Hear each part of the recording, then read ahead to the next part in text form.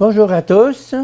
Je vais vous partager des extraits sur l'avant du livre du cardinal Ratzinger, « Tu es la lumière du monde ». Le jeu de cache-cache. Le petit-fils de Rabbi Baruch, le jeune Jéchiel, jouait un jour à cache-cache avec un autre garçon. Il se cacha bien et attendit que son camarade le cherche. Lorsqu'il eut attendu longtemps, il sortit de cachette, mais l'autre n'apparaissait nulle part. Alors Jéchiel réalisa que son camarade n'avait même pas commencé à le chercher. C'était là une bonne raison de pleurer. Tout en larmes, il courut au logis de son grand-père et se plaignit de la méchanceté de son compagnon de jeu. Alors les yeux de Rabbi Baruch coulèrent à flots et il dit « C'est ainsi que Dieu aussi nous parle. Je me cache, mais personne ne viendra me chercher. » Martin Buber. Dans cette petite histoire, un chrétien peut trouver à parcourir tout le mystère de Noël. Dieu se cache. Il ne nous éblouit pas de l'éclat de sa splendeur. Il ne nous fait pas plier le genou de force. Il veut qu'entre lui et nous s'insinue le mystère de l'amour qui suppose la liberté. Il veut qu'il y ait attente, recherche, cheminement et rencontre. Rencontre à partir de laquelle jaillit ce oui de l'amour venant de la créature, ce oui qui est son secret personnel et éternel. Il attend que dans la créature s'ouvre une faille, qu'un oui neuf et libre monte vers lui, que de la création, l'événement de l'amour se porte tout neuf jusqu'à lui. Il est l'attente de l'homme.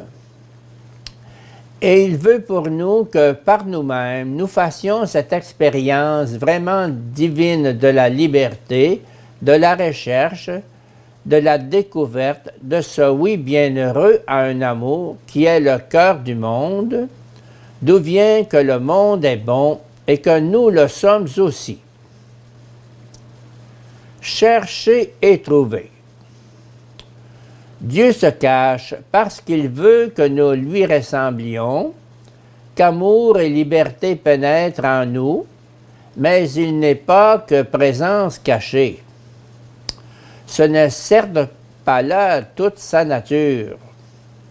Noël est une cachette, soit, et pourtant, Noël est tout aussi bien que Pâques la plus grande manifestation de Dieu. Non, Dieu ne nous laisse pas seuls dans ce jeu, dans le jeu de la vérité. Il l'a lui-même préparé et ouvert. Continuellement, il nous suit. À travers la création, il s'adresse à nous en permanence. Si nous prenons au moins la peine d'entendre et de voir, et il nous dit « Cherche-moi donc ». Dans l'histoire sainte, depuis Abraham, il a donné les règles, il a posé les signaux qui indiquent la manière dont nous pouvons le trouver. Il nous cherche pour que nous soyons à même de le trouver. Il a descendu toute l'échelle de la distance qui nous éloignait de lui, jusqu'à l'état d'homme, jusqu'à l'état d'enfant. On pourrait dire qu'il est sorti de sa cachette et qu'il nous court après, littéralement, pour que nous ne cessions de le chercher, pour que nous devenions capables de le chercher. Dans l'enfant, il devient lui-même visible, tel qu'il est, exactement comme un amour qui peut accomplir quelque chose de si inconcevable, qui prend le temps de devenir lui-même un être humain.